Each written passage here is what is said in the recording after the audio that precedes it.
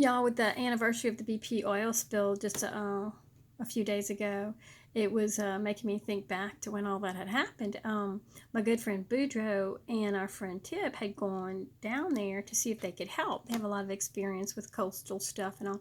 So when they got there, they found the foreman on the job, and they asked what they could do, and he said, oh, he was really glad to see him, and they could use all the help they could get. He said, oh, we have all these pelicans over here full of oil. He said, we've really been looking for somebody to clean all these pelicans. Can y'all do that? And Boo said, oh man, that's the job for us right there. We can sure do that. We got a lot of experience with that. He said, oh, good, there's this area set up for that. Y'all just go in there and, let me know when you're done. Well, they come out about an hour and a half later, and they go tell the foreman that they're finished. And the guy says, what, y'all are finished cleaning all those pelicans already? He said, that was over 100 pelicans.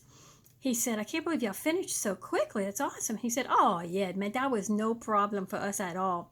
Now what you want us to do now? Make a pot of rice?